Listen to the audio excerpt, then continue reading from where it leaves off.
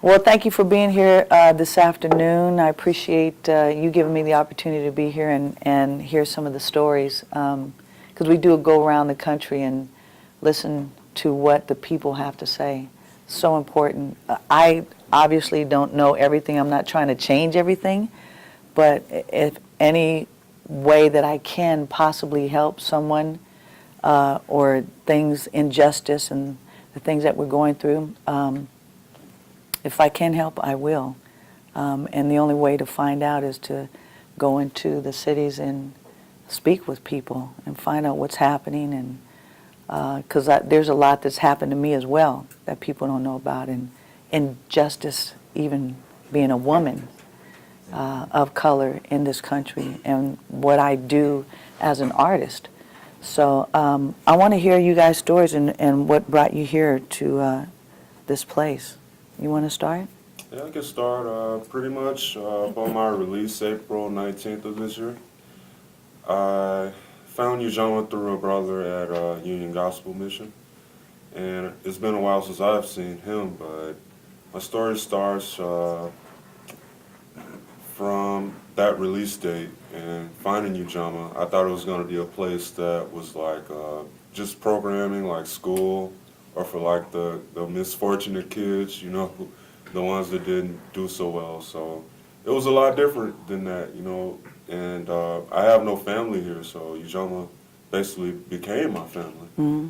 And they provided so much for me as far as what I want to do through ministry, Mm-hmm. and as an entrepreneur and as a poet. They've had programs for all of that. That's awesome. Yeah. That is awesome. The person that you met, he had come here as well? He's been here probably a year or two before I was. Oh, okay. But, yeah, I haven't seen his face in a while. Oh, okay. Well, that was a blessing. Yeah, it was in disguise. Yeah. Yeah, that's awesome. And your story? I was someone who went to college and struggled mightily because I'm from a working class family. Didn't have a lot of help, so I was working full time, like near full time, and going to school full time, which isn't sustainable for most people. And I ended up coming back to the Twin Cities and like living in debt and having to pay that off. And I tried my hand at like, you know, living on my own for a while, and I was like house hopping and all that jazz. And I feel like most people have like from the neighborhood have like one or two mothers in their lives that Mm-hmm. you know, people that they consider their mothers. And one of my mothers was like, hey, there's this program called Ujamaa that you should check out. And then I looked into it. I was like, nah, maybe not right now. But then you know, after about 9 months of, you know, like unsuccessfully like trying to live on my own, I moved back in with my mother, and she mentioned it to me. I was like, okay, if both of my mothers are telling me the same thing, I need to be doing something. So that's when I started coming. And what did you find here that, while being here, what has helped you? Just being around other people like myself, like young black men and like older black men who live the same life, speak the same language, and walk the same walk that I walk. It's motivating just to see, like we all don't have like the same exact story, but we have a certain understanding amongst each other that you can't really compare to anywhere else in Minnesota. Wow, that's awesome. Or maybe even the world at That's this true. point, right. And it's awesome to be able to be here and see that. It's important to have, like when you're going through something, to talk with someone who's gone through the same thing you have, because you sometimes feel like, man, I'm the only one struggling. How come it's just me kind of thing? And then you talk to other people and you're like, what? Wait a minute, I'm not the only one. It's not just me. And that's what's awesome, to have this, to also talk with the older men who are mentoring, and them planting seed in the youth and helping to help you with what you're going through. You know, it's so important. I say that to a lot of people. I mean, I've had great parents. I have great parents. They're kind of silly, crazy like that, and we hang out a lot. They're my best friends, but I know it's hard because we minister to a lot of youth, and we ended up, like, we call them our adopted kids. Like I have hundreds of adopted brothers and sisters, because my family, we would open the door and say, look, you don't have anywhere to stay. All right, well, we just throw a blanket on you, just lay on the floor. That's how our household was, and kind of still is. So we would go to facilities where facilities, either foster care or facilities like this, and bring our percussion instruments when I was young. And sometimes we didn't even have a car to do that because we grew up in the hood. We were on welfare. You know, I joined 2 gangs. I was like, you know, I just wanted to fight everybody, and I was angry, but at the same time I had gone through some other stuff. So, you know, my dad said, and my parents, well, let's just go, and we might not have a lot right now, but we have more, you know, by giving, you know. And so we would come to these facilities like this and play and kind of adopt all the kids and say, you know, what is your story? Well, how can we help you in some kind of way? And or just plant a seed of, you know, you can do it. You can do it. You can, whatever you want to be, you know. And that part of the mentoring, I mean, helped us to get through it was also blessing us and helping us get through our hard times, you know. But these facilities are so important. What is your story? I guess you could say mine starts back in January with the death of my father. I was in the shelter. So for a while, sorry. and I had a friend tell me about Ujamaa Place, and I really didn't listen to him the first time. The next week, I got a call from my little cousin telling me about Ujamaa Place. So I was like, you know, maybe I might have to check it out. I came up here, and the first person I remember meeting was Brother Lou back here. And something about him said, you know, maybe I should really get involved with this program. As I got further into the program, I started realizing that there were more creative people out here that were just like me.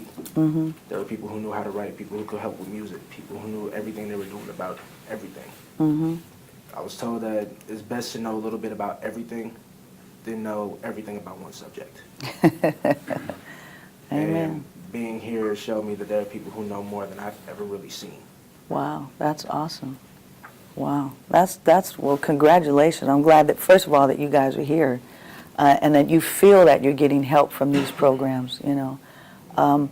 There's some facilities I go to, you can tell sometimes they're struggling and they're just starting out trying to figure it out, but I've heard great things about this facility, and it seems like everyone that, in talking with you guys as well, that, you know, it's successful and you guys feel good about it. And I'm glad to be here to be able to share this great opportunity, because people need to know about this facility and that there is help and there is a place to go to.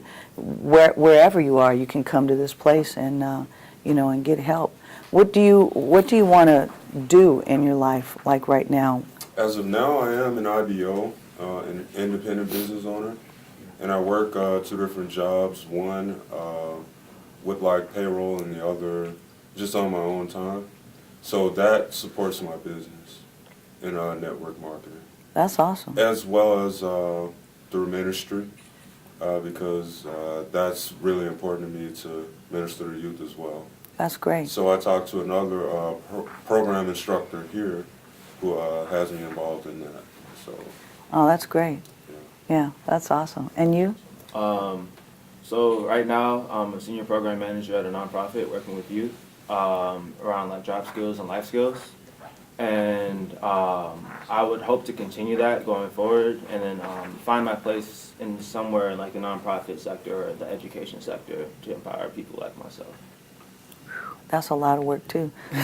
But that's good, you can do it. And you? Right now, I'm currently a cook. So I've been a chef for the last 8 years of my life. Wow, that's awesome. And I'm working on writing a book. There you go.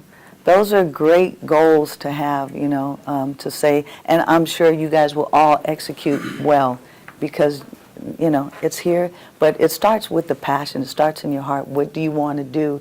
And sometimes we're not able to, with our passion, get to that place, but you have this foundation of people here to help you do that. You know, I'm excited for you. I mean, that's really exciting, you know, and to know what you want to do and to say, I can get this done because the people here are helping you. I mean, that's pretty awesome. Yeah. Do you guys have any questions for me? What's your experience been like so far with Ujamaa? What is most important to you about being here? For me, because I heard about it through Monique and my manager Gilbert, who are both here, they told me about a place here, well, this place, Ujamaa, and what they're doing for and transitioning and getting, not just like you said, when you come in, you're not sure what the program's going to be, but actually demonstrating what can happen and saying, man, the success rate has been great. I didn't know much about it beforehand, and it's like getting the word out. It's like, here's another great facility, like people need to know about it. So I was excited. I was like, I want to come, I want to hear some stories, I want to like interact and find out what's happening so I can go on social media and say, y'all need to come to this place right here. Get this picture, you see this, look at this. This is, yeah, for real, like, man. I mean, we want to hear the good stories. I mean, these are positive. Right here, I'm sitting with 3 positive role models right here, and then we've got a room full for people filming this. You can't see. We got another 30 amazing men right here, waiting and wanting and knowing that they're going to succeed as well, which is an awesome place to sit in a room full of beautiful black men who are going to succeed and help change, and build this country, and do great things. I mean, that's amazing. We need ministry. We need music.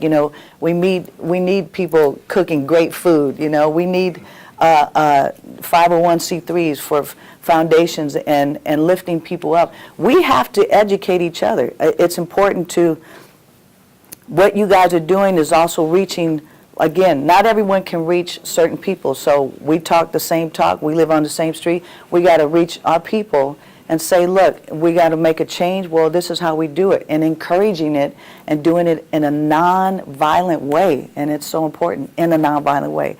I know I've been there, violent. I understand it. Like I said, I was in gangs, and I get it. I got out. I'm good. I learned a lot. But my violence came from things that had happened to me when I was young.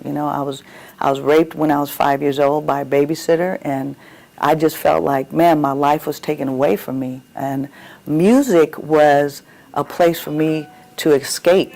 And it's like, man, I can do something. Music is a place where I can create, I can express myself, through music and through words, through poetry. This is how I feel. This is what I want to do. And it led to me sharing my story about things that had happened to me and realizing, man, half the people in the room felt the same way I did or had gone through the same thing that I had gone through.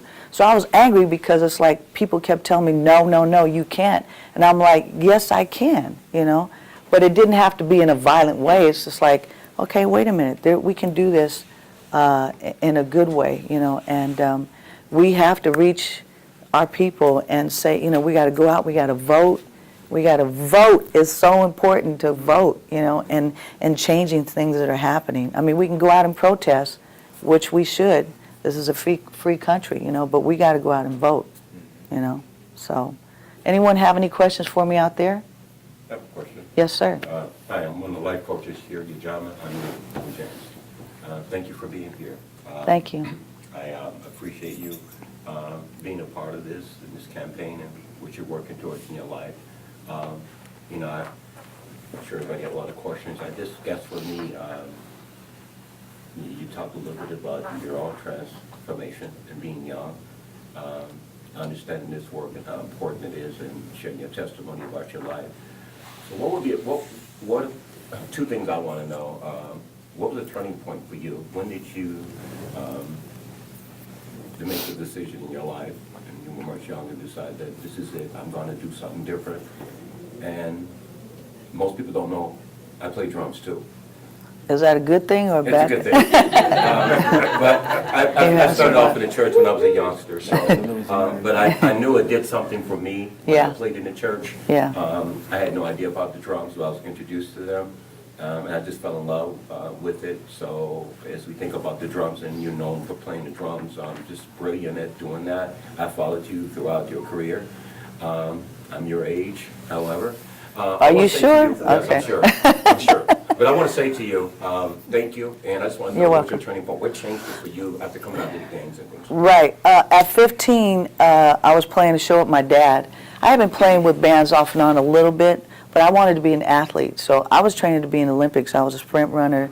I played soccer undefeated team for 5 years, and I just wanted, like, everything I wanted to do was like, I want to be an astronaut. I want to be, just, you kind of go, well, who wants to be an astronaut? But there were things I just wanted to do. Is just like, I saw the world as big things, and one day, my dad's percussion player got sick. I played a show with him, and it was for 3,000 people, the most people I'd ever performed in front of. And my dad, he was on this side, and I'm sitting here. He's playing timbales, I'm playing congas. He had an 18-piece band, and he turned to me, he's like, I want you to play a solo. I said, okay. So I started playing a solo. Well, I hadn't been able to express myself in that way with a band that's like, my dad's band was, they were out on tour with Stevie Wonder, Temptations, Earth, Wind, and Fire. I'm like, I'm sitting with, legends, and my dad is like, I'm sitting here going, nervous and everything, and I started taking a solo, and I kind of just closed my eyes, and I went into a place I had never gone. Like, I love competing, and I always want to win, and that place was something different. I went into almost like a spiritual moment. I almost felt like that was the first time I really felt, what is my passion? This is my passion. Like God said, this is what it is, like at that moment. And I was like, man, I opened my eyes. I started crying while I was playing my solo, and I was shaking. I was like, what's going on? That was a turning point of, I know what my passion is, and it's music. And that was the turning point. And then later on, it's like, I got to do something with this, because, so 2 weeks later, after that one performance, I went on tour with my dad. Yeah, so we started, I've been touring since I was 15. Professionally, I became a professional musician at 15. And I'll be 60 in December. You better know it. Look at me. Come on. Thank you so much. You're welcome. You're welcome. You're welcome. Yes, sir. Hey, Sheila, thanks Hi. for coming today. I was talking to some of the men about what do I need to be about your career, because I followed you. I listened to your dad, listened to you way back from when you started with George Duke, and obviously your connection to one of the famous people here in the Twin Cities. But I was trying to talk to the men about your career, and I wonder if you could tell them a little more about all that you've done and how what you're doing now ties into that. Well, again, everything changed at 15. I started playing music, and I knew that this is what I wanted to do, so I started pursuing my passion. And I think that's the key, is when you know what your passion is, you're just going to go for it. It's like, I don't care if people told me, no, I'm not going to do it. You can't do it. I kept, asking people and then asking questions. I would go to these concerts and, excuse me, can I sit in? Can I sit in? No, you can't. So I go on the other side, ask somebody else. Can I sit in? Oh, yeah, sure. Some kind of way I'd end up on stage.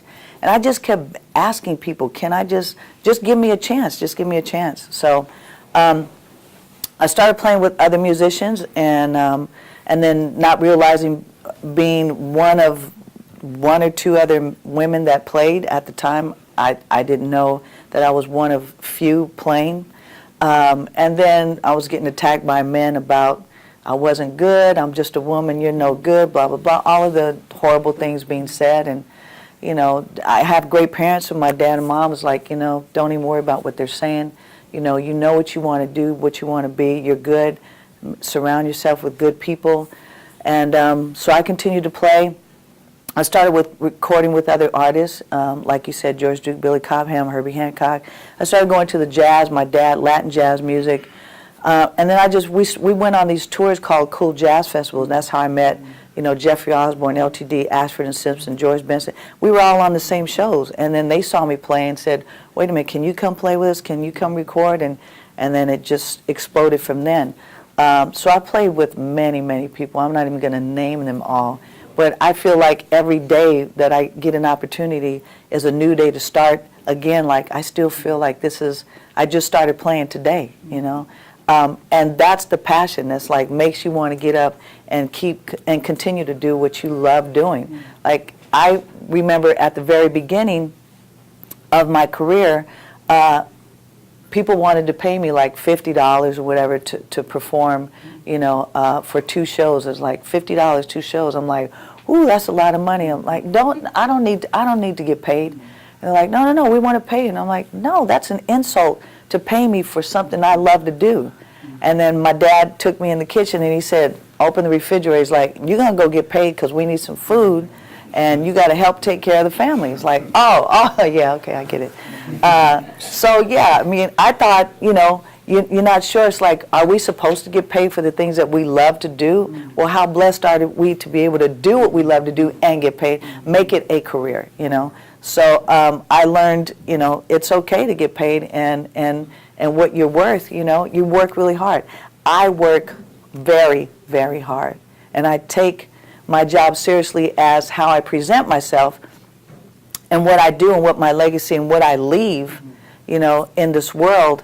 But I also enjoy and love what I do, so it's worth the sacrifice and the pain. I remember playing, because I play all different types of hand instruments, my hands would bleed, and I'd have to go at the beginning of each show and find a wall, like a brick wall or something, to numb my hands to play before I actually played the show because my hands were hurting so bad. And this was years and years of playing and bleeding and cutting them down with razor blades. And it was, but it didn't matter. That pain and that sacrifice, it didn't matter because I love what I get to do. And I know that God has given me this gift. And whatever it took to do that and to be happy when I hit that stage or perform or record, I was going to do that. Any other questions? Yeah, I actually have one. At what point in your career did you kind of go from, like when you were 15, and you were like doing that first show with your father, and you were kind of into this like first step on like expression, where like it's self-expression. At what point did you transition into going, okay, how can I help like the community around me and then like my people express themselves and like highlight their stories? I think it started before that transition happened because, like I said, growing up, we took our percussion instruments, well, my dad's, I didn't have any. We took his drums and stuff and we went to the facilities and said, this is how we can help. We didn't have much, but it's like, we have this, and we'd give out the instruments and everyone in the room would play something and get everyone involved. It's like, you want to do something? Okay, what do you want to do? All right, well, how can we make this happen? And let's talk about it. And sometimes it was hard because a lot of the kids wanted to come home with us. And it was hard when we left because it was always like, well, no one's ever going to come back. They always say that they do and they don't. And it's really about loving somebody and respecting and giving them that opportunity. It's like, you're going to be okay. I love you. If no one told you that, I love you today. And I love you today and I love you today. A lot of times we don't get to hear that word. We don't know what love really means. And so to say to someone out of respect, like, I love you and I appreciate you and I know you are great, as opposed to saying, oh, wait till you grow up and you're going to be great. No, you're great now. You're great now. And it's just planting that seed of encouragement and hope and saying you can do it. Of course you can do it. Don't listen to what everyone else says. No means opportunity. No means opportunity. Doesn't mean you can't do it. Right, no means opportunity. So I realized at that point, if no means opportunity, I'm going to make something happen. No doesn't mean I'm not capable. You can't tell me I can't do something. I'm going to do it because I know that I can do it, and I want to do it. And not to prove to say that I'm dope like that. I don't have to say that. I just want to do it because I love to do it. And to do that, and then what I get back and the love that I get back from everyone, I can't even put it into words how overwhelming it feels to have somebody say, man, I love you like that. That makes me want to do it. It's like, I know you love me because I love you, That's awesome. Yeah. Yes, sir. Hi, Sheila. My name is Mike. Hi, Mike. I wanted to know, at what point in your career did you feel it important to discuss social change in the art that you make?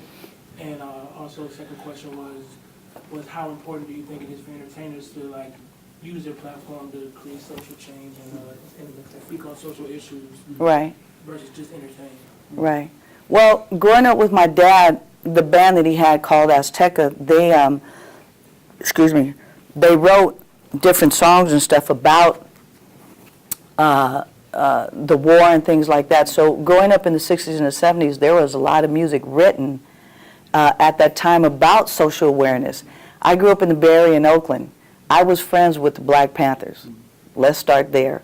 That's a whole nother story. But being involved, not even being involved, I was young, but I saw what was going on. And my dad is Mexican and Indian. My mom is Creole from New Orleans, but she looks white. You wouldn't know that, light skin, whatever, Creole. So growing up, there was no brown, it was either black or white when I was growing up. So see, you had to choose, I had to choose what side I needed to be on. And it was forced in my community. Are you black or are you white? And I'm like, I don't know. Because, I don't know. Where are my people? I'm not sure. So I was forced. I grew up with my dad in Latin music and some of my family speaking Spanish, but it still I didn't say, oh, I'm not Mexican. It was just weird because I wasn't around a lot of Latin people in the community. I was around black. I grew up black, basically, and whatever that may mean to someone, but it's like my family's half black, my family's Mexican, my family's Indian, so we're people of color, but we had a little bit of everyone in my family. So it wasn't like, we have Japanese, we have Indian, we have everything. Filipinos, Puerto Ricans, Cubans, everyone is in my family. To me, my family looks like America. It does. And so until people start telling me, no, you have to choose, I'm like, but wait, why? Why do I have to choose? So growing up in that environment, it's like, I don't know what I'm supposed to do, And that was part of getting in some of the fights. Well, you need to be on this side. And I'm like, well, now you're telling me that I have to. What am I fighting for now? You're fighting because we don't like white people. Okay, well, why don't we? So I was taught that on the streets. That's not what I grew up knowing. So it was challenging for me. And now that we're in this time, man, I feel it's hard to be a young person in this world today. I think it's harder now than it was then. It's harder now seriously, growing up, and here's the other thing real quick, growing up as well, we had the Crips and the Bloods. And that was a whole nother racial thing that was happening because then we had to choose, where you were going to go and not go. So the other gangs, that was a whole nother issue. But right now with what's happening with young black brothers and the police and things that are going on now in the shootings, this is horrible. This is a horrible crisis. This is a place of we are better than this. We are better than this, and we have to stand up to say that we are. And I know that that's what we're doing now. So I feel that we do have a responsibility as artists to say something about it. Like what right now, to say something about what this really means.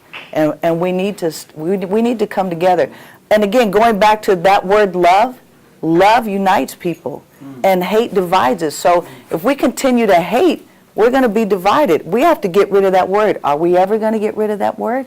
It all of a sudden just brought up, look how much hatred is in this country or maybe in the world. What is happening? So yeah, it is our responsibility. I'm tired of seeing the mess on television. I'm tired of hearing about this crap every single day. This morning again, more stuff. I'm like, I don't want to feel angry. I don't want to feel like this. So it's like, let's just go talk about it. Let's have the conversation. But both sides need to listen, and we need to talk about it in a nonviolent way. We cannot continue to start, it's your fault. But how do we come together? But it's hard because so many of us are still angry, and it's gotten worse. Do we have a solution? I don't know. Are you guys going to help us with that solution? You guys are going to be running the country like next week. Really, it's now. It's tomorrow. So we need your help. I'm asking, I'm begging the youth, please help us to change what's going on. Man, it's hard. It's really hard, and I know it is. It's hard being an adult. It's hard being an adult. So, I'm praying for something to happen, and I'm honored to be here to, be a part of this and what you guys are doing. And thank you for encouraging me, because you guys are going to help me keep moving too. And hey, we just stand in this line and let's go. The battle is on. Let's go win. Let's go win. One more question? Yeah. Thank you for being here. You're welcome. I'm here on behalf of the City of Minneapolis Health Department Youth Violence Prevention Division. And I just want to say thank you for the work you do. And is there any other person, any other people in your status level that we should be following that can continue to inspire us to do more and be a part of things that we don't know that's out there, and they might need the help too from being like ourselves? Absolutely. People that we can follow. You know what? I'll give some links and stuff to Monique so that I make sure it's the right people, because you do want to make sure. I mean, I do have friends, but sometimes some things get a little sideways, and you're going, yeah, I need to unfollow you right now. We want it to be positive and encouraging. Like I said, nonviolent, and it is. It's very challenging to do that when you wake up every day going, man, I got to face this today. But we are encouraging you guys and encouraging you in a way to do it in a nonviolent way. And man, I'm proud of you guys. I'm proud of everyone in this room. I'm standing. I mean, y'all need to pan in this room the power that's in this room right now. I'm glad because you guys are going to hold me up now.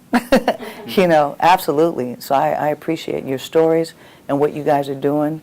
The world needs to hear the good stuff that's happening, the good stuff that's going on here in Minneapolis, and with this foundation, this community here, Ujamaa, and what they're doing.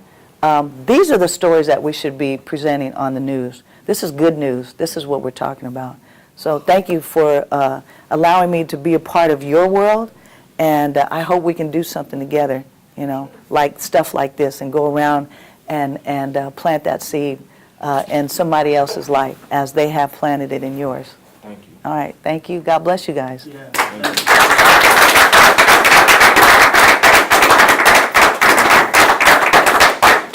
E right here. I'm Jefferson. Sitting on the bench in the playoff, baby. Oh, sitting on the bench. Wow. 1, 2, You guys smile. 3. Smile. All right. And then do the peace sign, because You it's look all. so little in there. I am. The peace sign or the All right. whatever, but it needs to be peace, because this is about peace now. Yeah. Peace. Wait, hold on. Why are you sitting over there? Oh man, I'm not fit for it. Come on. Yes, you are. No. Come on, man. See, no, hey. Hold on, time out, Chris. Get over here. No. You.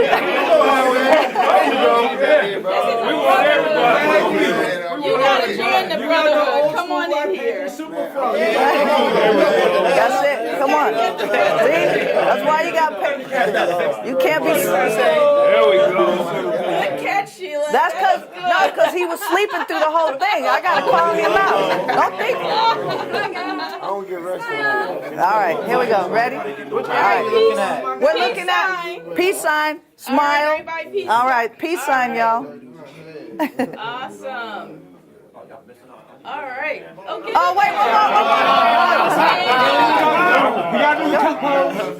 I'm sitting next to the queens. Y'all got me messing up. All right. Woo.